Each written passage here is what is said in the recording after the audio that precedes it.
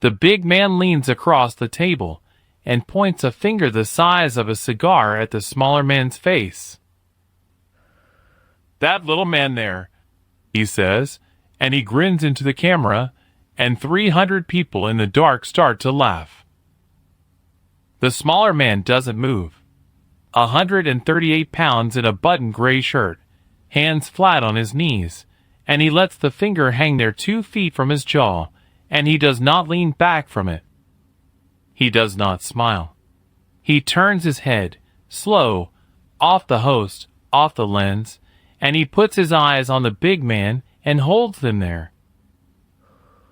The laugh comes up warm out of the dark. Then it starts to come apart. 1972. A talk show out of Los Angeles, 3 cameras, a hot studio, an audience that came in off the street and got told when to laugh. In the chair on the left, the heavyweight champion of the world, just off a fight, the most famous man in America that year, maybe the most famous man alive, and he knows it, and he is good at knowing it, and the camera loves him for it. In the chair on the right, the smaller man, the one with the finger still hanging in front of his face. The host had asked it easy. You train the movie people, don't you? You train the actors. And the big man leaned back and got the look, and the room knew what was coming. The room had seen it 100 times. The room ran the math wrong. That's where the tape gets clipped when you find it. That's the part that gets passed around. The finger, the 4 words, the laugh coming up warm out of the dark. That little man there. It's a good clip. The big one's funny, the small one still, the crowd's on the big one's side, and it ends right there, on the laugh, while the laugh is still good. My father used to say the clip ends in exactly the wrong place. He said the clip ends where the story starts. My father told this part the way he told all of it, slow and out of order, and never starting where you wanted him to start. He didn't see this one himself. He was always clear about that, every time before he'd say a word. I wasn't in that studio. I want you to know that going in.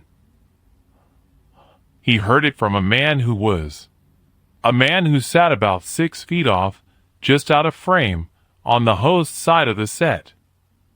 My father knew him for years, and the man told it more than once, the same shape every time, and my father always said that's how you know a man's telling you a thing that happened and not a thing he built. The shape doesn't move. So this isn't the tape. The tape you can go find. This is the part that wasn't on it. From a man in a chair 6 feet away, to my father, to a kitchen table, to here. The big man pointed. The audience laughed. And nobody on that set knew it yet, but the next 90 seconds were going to be the thing the man 6 feet away would still be describing, exactly the same way, 30 years later. Let me tell you who was in the big chair first. Because you have to understand the big chair before the small one means anything. The man in the big chair was not a clown. That's the first thing the man 6 feet away always wanted understood, and my father carried it forward, careful. He was not a fool, not just a mouth, he was the genuine article. Heavyweight champion of the world. The fights were real, and the wins were real, and the speed, for a man that size, was a thing trained men came just to watch, the way you'd come to watch weather. 6'3". Better than 210 pounds the night they taped this, and not soft pounds. He moved a body that size like it weighed half what it did. And the talk was its own kind of fighting. He could take a room, any room, a press room, a weigh-in, a studio like this one, and have it eating out of his hand inside a minute, and laughing inside too, and he did it the same way he fought. First, fast, and from angles you didn't expect. Men twice as educated had sat across from him, meaning to make him look small, and walked off looking small themselves, and the country had watched it happen enough times to stop betting against it. So when the finger came up, and the 4 words came out, the room knew the rest. The big man was going to take the small man apart for sport, gently, the way he took everyone apart, and the small man was going to sit there and take it, because what else does a 138-pound man who teaches actors do when the heavyweight champion of the world decides to be funny at his expense on national television? That's the math the room ran. The man 6 feet away ran it too. He told my father he ran it. He told my father he was wrong. The smaller man let the laugh crest. He sat in his gray shirt with his hands flat on his knees, and he kept his eyes on the big man, and he waited, and the laugh did the rest itself. It came up. It crested. Then it ran into the thing in his stillness and didn't know what to do with it, and it fell apart in pieces around the studio, here, then over there, then gone, and the man 6 feet away said that by the time it was gone, the smaller man still hadn't said a word. He'd just turned the room's own math around and handed it back. Years later, the smaller man told my father's friend what was going through his head in that chair. Not his feelings. He didn't talk that way. He told him what he was doing. Here's how it came down. The smaller man had walked into that studio knowing exactly one thing about the night, and it wasn't the big man. It was the lights. He'd done television before. He knew what the lights did, that they wash you flat, that they take a man's stillness and make it look like fear, because the camera can't film stillness, the camera can only film the absence of motion, and to a crowd in the dark the absence of motion looks like a man who's been caught. He knew that the moment the finger came up and the laugh started, the camera was going to hand the whole room to the big man, free, just for being loud, and that there was nothing he could say that would take it back. Anything he said would be a small man talking. The crowd had already decided what a small man sounded like. So he didn't talk.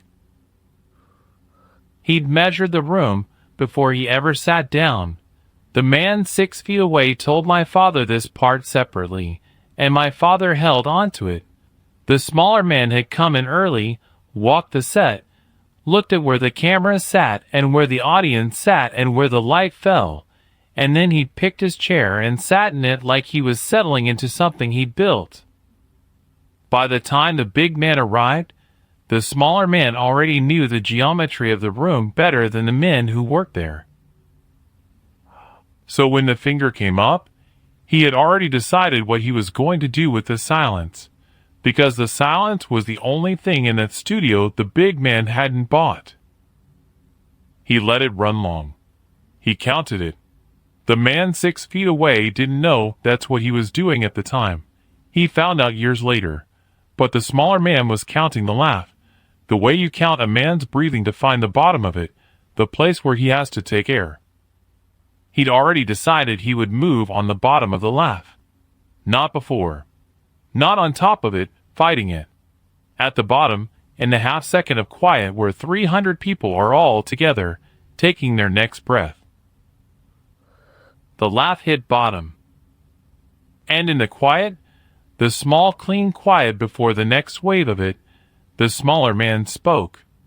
Not loud. The man 6 feet away said that was the thing nobody was ready for. He didn't raise his voice to climb over the room.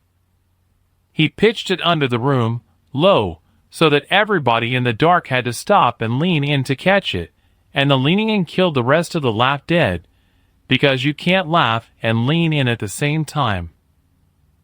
He said, "You're a big man." That's all. 4 words back for the big man's 4 words. You're a big man. And he let that sit. The host smiled, waiting for the but. The crowd waited for the but. The man 6 feet away swore to this. The big man's grin came back up a notch, because he heard a setup. He heard a small man teeing up a joke at his own expense, so everybody could laugh again, and the world could go back to normal.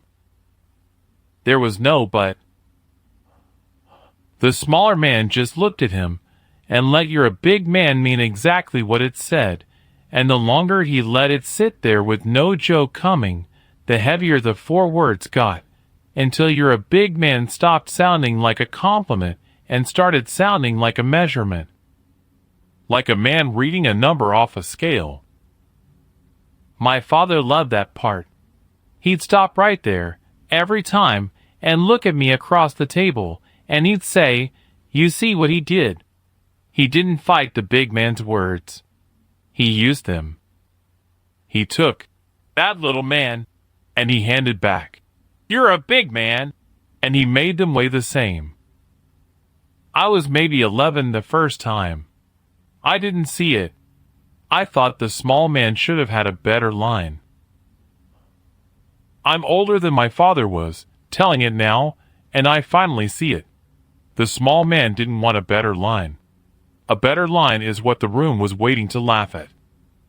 The small man wanted the room to feel the weight of a true thing said flat, with nothing funny stapled to it, in a place where everything got something funny stapled to it. He was changing what the room was for. That's the harder thing. Anybody can win the joke. He wasn't trying to win the joke.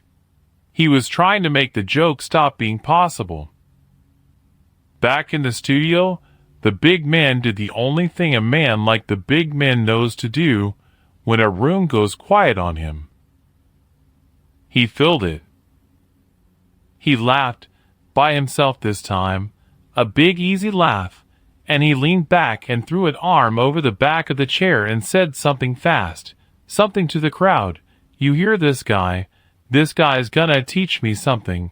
And he reached, the way he always reached, for the angle, for the fast funny thing from the side that would get the dark laughing with him again. And for 1 second, it worked. A few people laughed. The host laughed. The wave tried to come back up. The smaller man waited it out again. The man 6 feet away said you could see the big man feel it the second time, feel that the laugh he got was thinner, that it came up and looked around for the small man to be rattled and found him exactly where he'd been, hands flat on his knees, eyes steady, not giving the room anything to push off of. And a wave needs something to push off of. A wave that hits a flat, still thing just slides back down it. Twice now the big man had thrown the room at the small man. Twice the room had come back wet. Here's the thing my father always set down carefully, like he was afraid of breaking it. He said the smaller man was not winning, yet. He wanted that understood. 2 exchanges in on the tape. If there'd been a tape of this part, it would have still looked like the big man's show. The big man was still loud, still leaned back, still champion of the world, and the small man had said exactly 8 words and made a room go quiet twice, and quiet doesn't read on television any better than stillness does.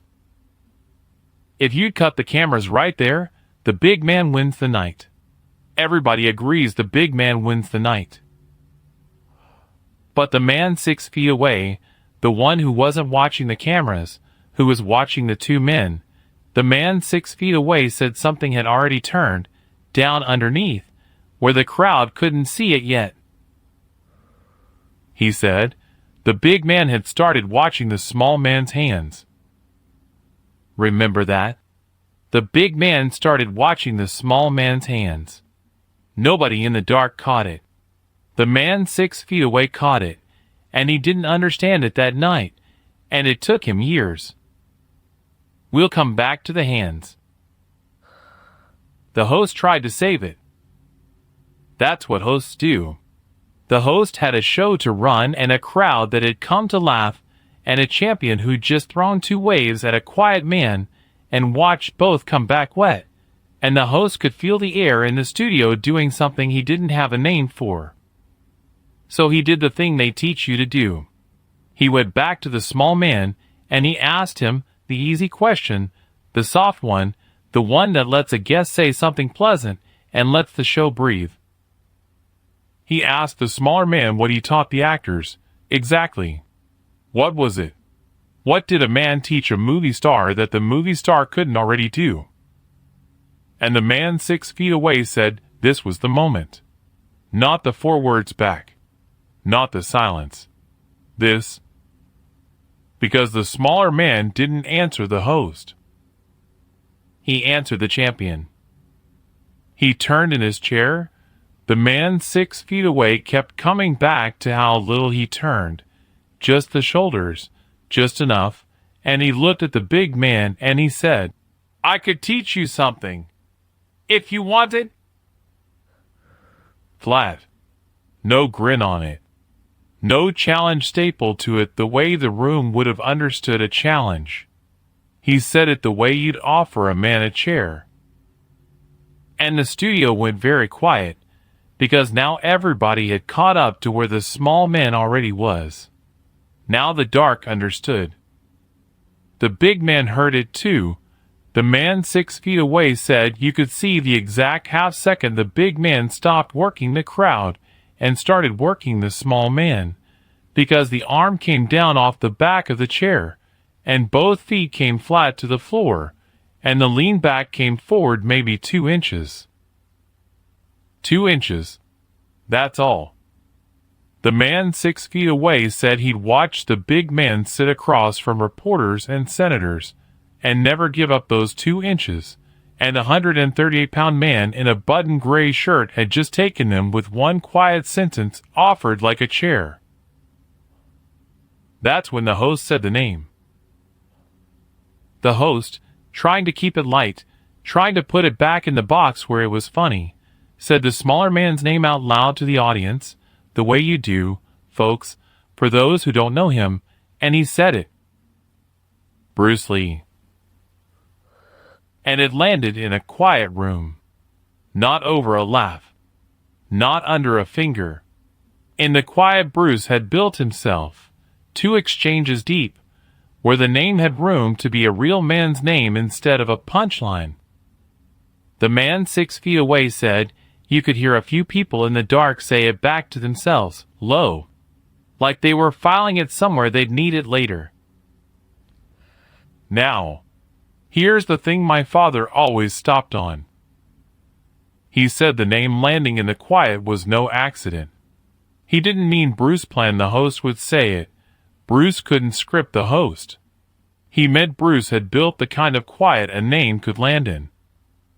He'd spent 2 exchanges making the room into a place where things got heard instead of laughed at, and then the room handed his own name back to him in that condition, clean, weighed properly, and he hadn't asked for it once.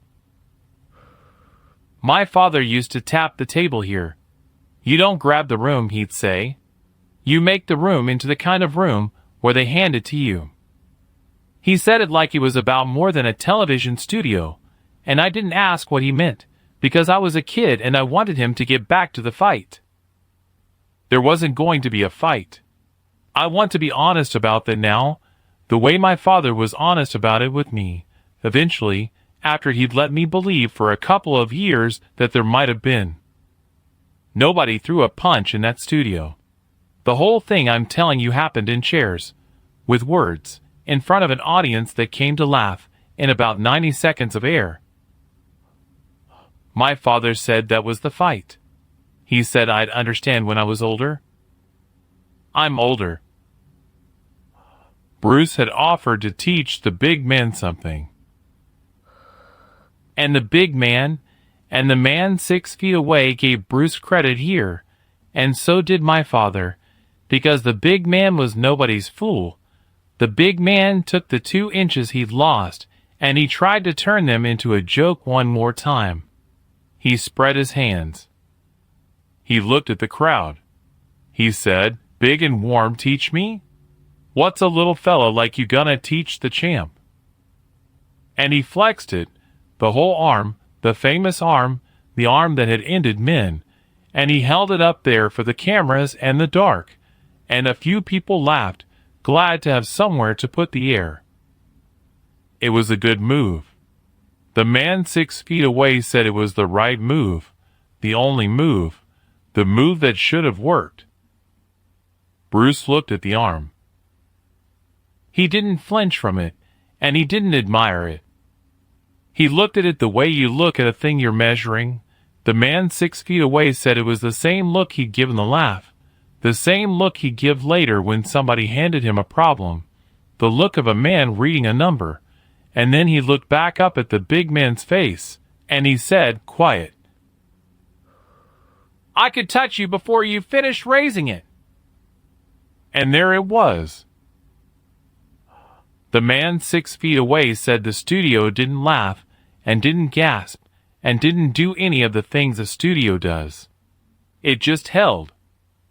3 cameras, 300 people, a host with his mouth half open, a champion with his arm still up in the air, and a 138-pound man in a gray shirt who had just told the heavyweight champion of the world, flat, with no joke on it, that he could touch him before the man finished lifting his own hand.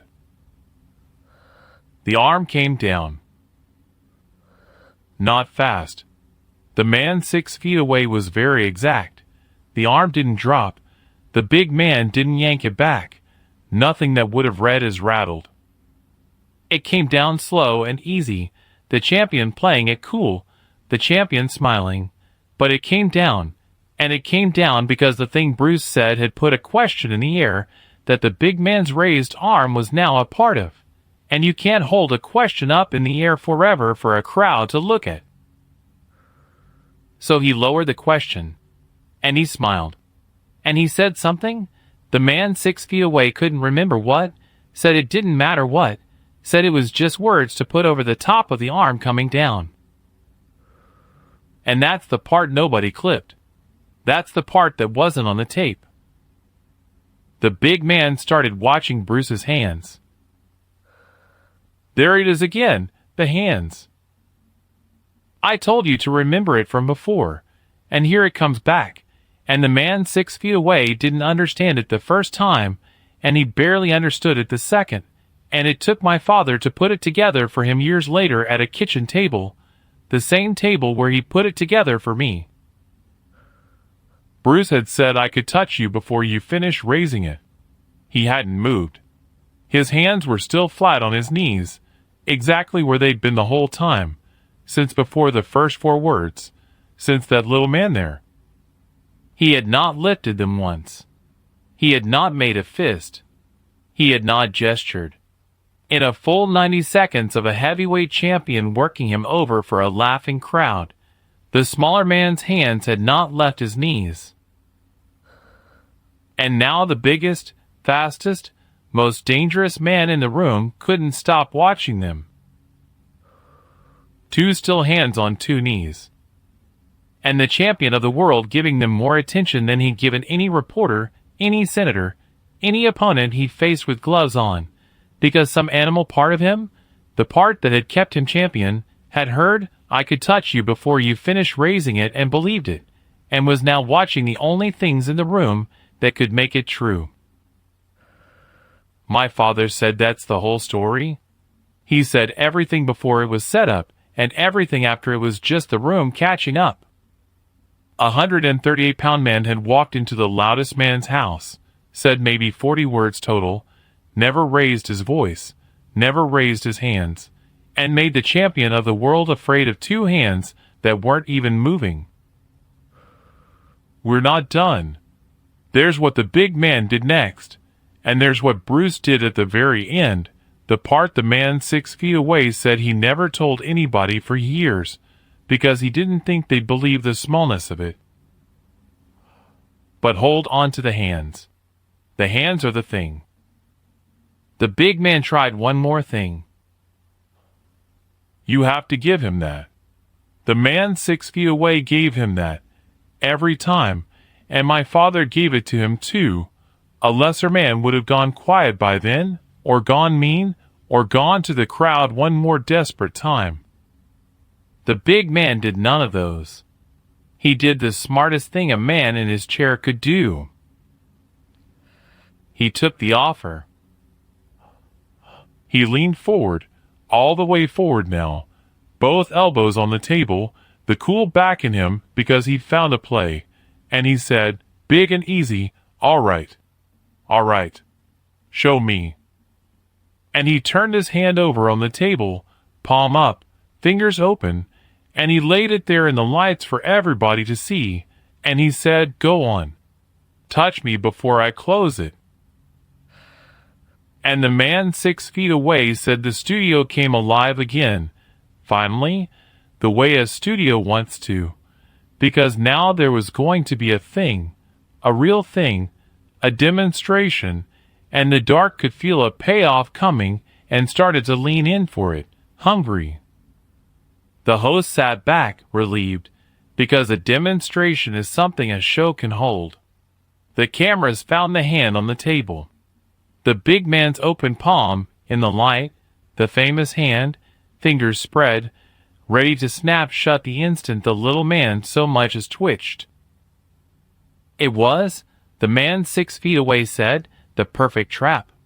The big man had set it cold. He had the fastest reflexes in the building. All he had to do was close his hand before Bruce could cross the table and touch it, and the whole night flipped. The little man caught reaching, caught failing, the champion's speed proven on camera, the room handed back to the loud man for good. The big man wasn't a fool. He'd turned Bruce's own line into a thing Bruce almost certainly couldn't do, in front of 300 people, with the cameras rolling. Almost certainly. The man 6 feet away said you could see, just for a flash, that almost sitting in the champion's eyes. Because the big man had said show me, but he was still watching the little man's hands. Bruce looked at the open palm on the table. Same look. The measuring look. The man 6 feet away said it was the third time he'd seen it now, and he was starting to understand that it wasn't a look Bruce put on for effect. It was just what Bruce's face did when a problem got set in front of it. The laugh, the arm, now the hand. Each one a number to read. And then Bruce did the thing the man 6 feet away said he never told anybody for years. He didn't reach for the hand. He shook his head. Once. Small. And he said, quiet, no. Not like that. And he didn't lunge, didn't snatch, didn't try to beat the snap. He just took his own right hand off his knee slow, the first time it had moved in 90 seconds, and the man 6 feet away said the whole studio sucked in air at that, at the hand finally moving. Everyone braced for the strike across the table. And Bruce reached out slow, in plain sight, no speed in it at all, and laid 2 fingers flat on the back of the champion's open hand. Soft, like setting something down. No snatch to beat, no race to win, nothing for the famous reflexes to fire at, because there was nothing to react to. Just a man's 2 fingers coming to rest, slow, in the open, in the light, on the back of a hand that was waiting to slam shut on a strike that never came. And the big man's hand never closed. Let that sit, the way Bruce let things sit. The whole trap was built to catch a fast hand. The big man had the fastest reflexes in the building, and he'd set them like a snare, primed to snap the instant the little man came for him quick. And Bruce came slow. He came so slow there was nothing to trip the snare. You can't react fast to a thing that isn't fast, and by the time the slowness reached the hand, the touch was already there, resting, done, and the champion's open palm was still open under 2 still fingers because nothing had ever told it to close. The man 6 feet away said the silence after that was a different kind of silence than all the quiets before it. The quiets before were Bruce building. This one was 300 people, and a host and a champion all arriving at the same second, at the same place, the place where they understood that the little man had never once been talking about speed. He'd been talking about timing, about reading a man, about when to move and when to be still, and how the fastest hand in the world is no good against a thing it can't find a reason to fire at. He'd told the big man I could touch you before you finished raising it, and the big man had heard a boast about speed, and it was never a boast about speed. It was a true thing said flat, with no joke stapled to it, in a room where everything got a joke stapled to it. He'd been saying the same true thing since you're a big man. The whole room just finally heard it. This is the part my father built everything else toward. He'd take the long way around to get here, the chairs, the lights, the 4 words, the hands, all of it, and I used to get impatient, waiting for the touch, and he'd never hurry, because he understood the thing Bruce understood. The touch only weighs what the 90 seconds before it make it weigh. Snatch that fingertip to the back of the hand off the front of the story, and it's a parlor trick. Earn it across 90 seconds of a quiet man not flinching, and it's the whole story landing at once. You see it now, he said to me, the last time he told it. He was old by then. The kitchen table was the same table. He didn't beat the big man. You weren't ever gonna outloud the loudest man alive, and Bruce knew that walking in. So he didn't try to be louder. He changed what the room was measuring. He got the whole room to stop measuring loud and start measuring true. And the second they did that, the second the room was weighing true things instead of loud ones, the little man was the biggest man in the building, and the big man knew it before anybody, because the big man was the one watching his hands. I see it now. I'm older than he was when he first told me, and I see all of it, and I'd give a good deal to have one more turn at that table to tell him so. The big man, to his everlasting credit, and the man 6 feet away always said this last, and my father always said it last, and so will I. The big man started to laugh.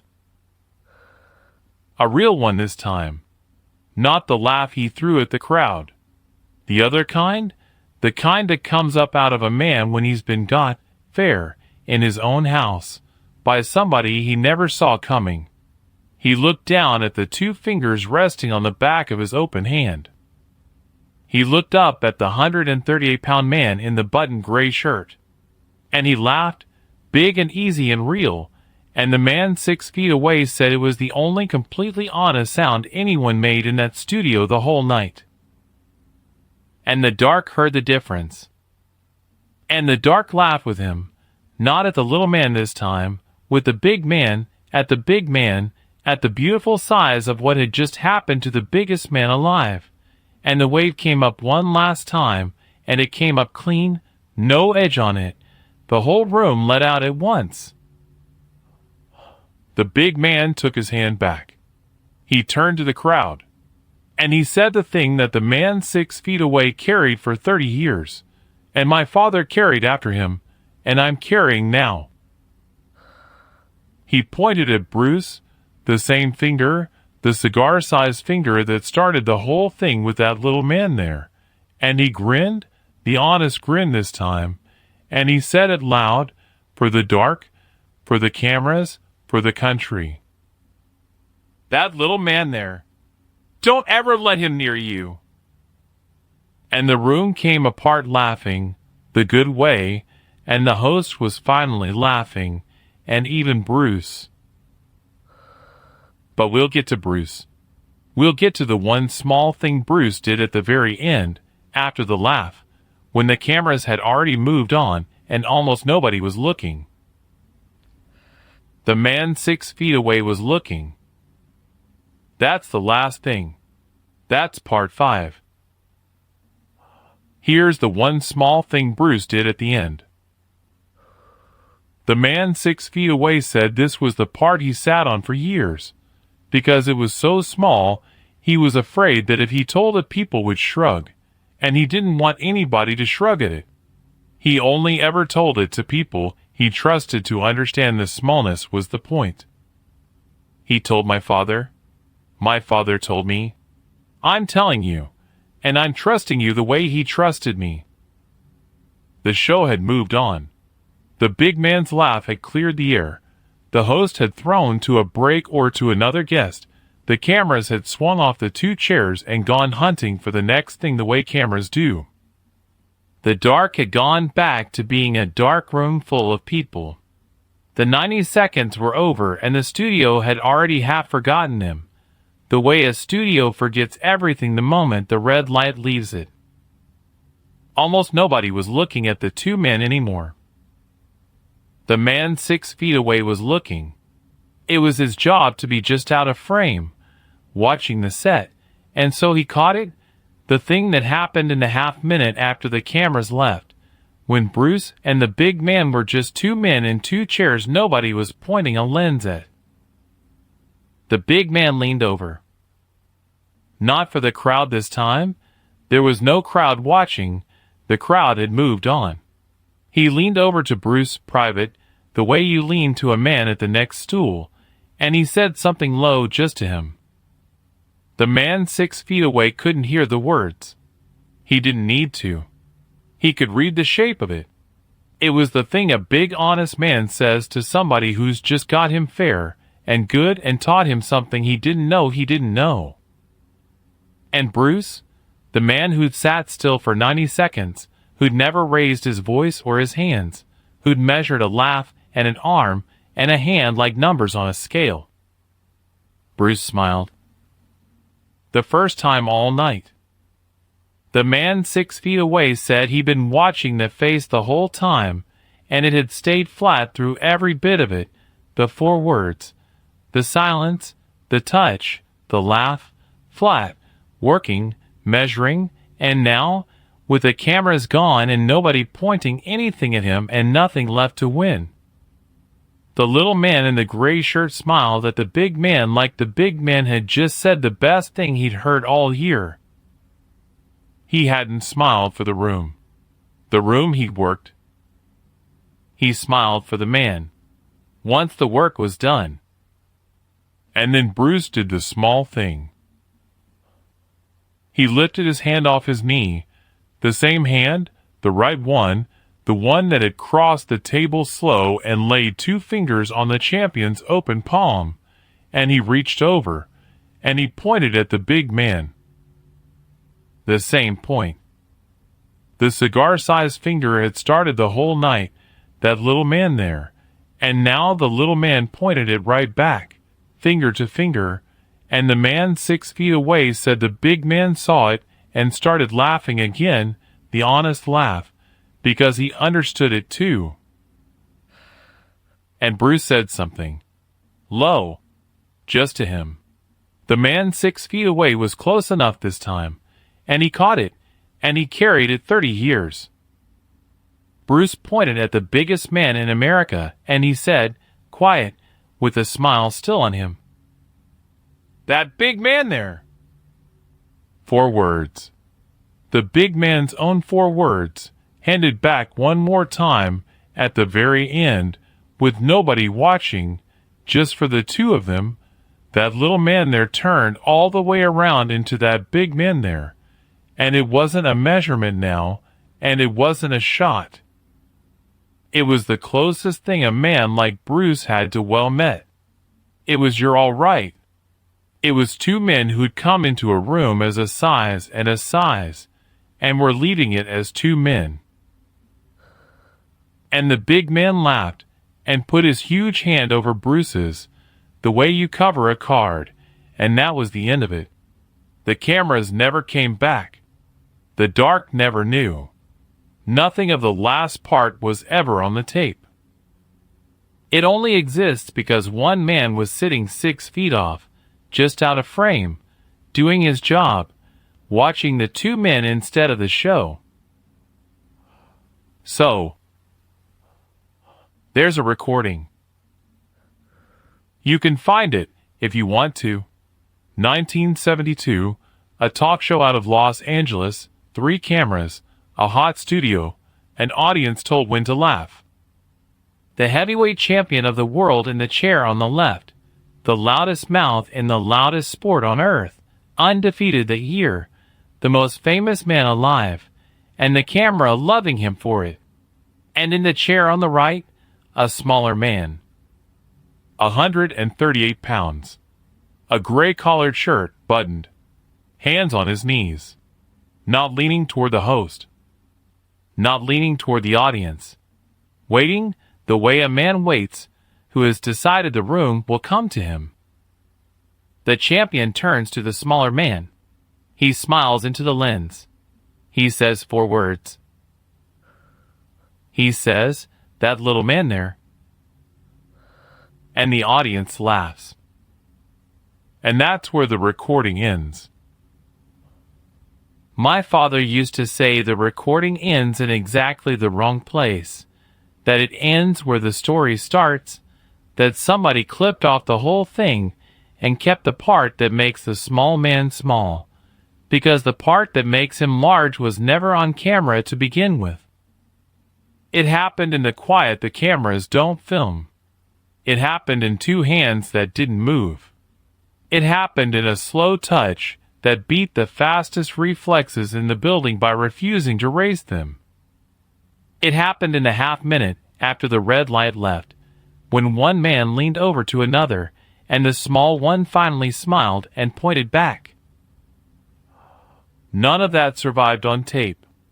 It survived a different way. It survived because a man 6 feet off the set carried it to my father, and my father carried it to a kitchen table, and now it's yours, and the carrying is the only recording that ever held the whole thing. So when you find the clip, and the clip is all anybody finds, and it ends on the laugh, on that little man there, while the laugh is still good, don't let it end there. You know the part that comes after now. You're one of the people who knows where the story actually starts. Carry it.